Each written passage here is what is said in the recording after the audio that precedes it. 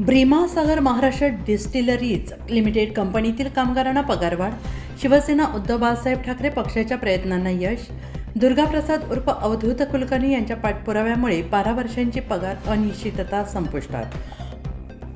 प्रत्येक महिन्याच्या 15 तारखेपर्यंत पगार देण्याचा निर्णय. भीमासागर महाराष्ट्र डिस्टिलरीज लिमिटेड कंपनीतील कामगारांना सन 2025 प्रमाणे 2026 देखील पगारवाढ मिळवून देण्यात यश आलं आहे. शिवसेना उद्धव बाळासाहेब ठाकरे पक्षाचे प्रसिद्धी प्रमुख श्री दुर्गाप्रसाद उर्फ अवधूत प्रकाश कुलकर्णी यांच्या सातत्यपूर्ण प्रयत्नातून महाराष्ट्र राज्याचे कामगार राज्यमंत्री माननीय आशिष जयस्वाल साहेब तसेच भारतीय कामगार सेनेचे सचिव रघुनाथ कुचिक साहेब यांच्या माध्यमातून ही पगारवाढ मंजूर करण्यात आली आहे. याशिवाय गेल्या तब्बल 12 वर्षापासून कंपनीतील कामगारांच्या पगाराबाबत अनिश्चितता होती. या गंभीर प्रश्नाची दखल घेत श्री दुर्गाप्रसाद उर्फ अवधूत कुलकर्णी यांनी सोलापूर येथील सहाय्यक कामगार आयुक्त कार्यालयाकडे तक्रार दाखल केली होती.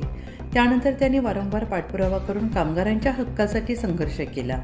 या प्रयत्नांना अखेर यश आलेलं असून आता प्रत्येक महिन्याच्या 15 तारखेपर्यंत सर्व कामगारांना नियमित पगार देण्याचा निर्णय घेण्यात आला आहे. या निर्णयामुळे कंपनीतील कामगारांमध्ये समाधानाचं वातावरण निर्माण झालेलं आहे.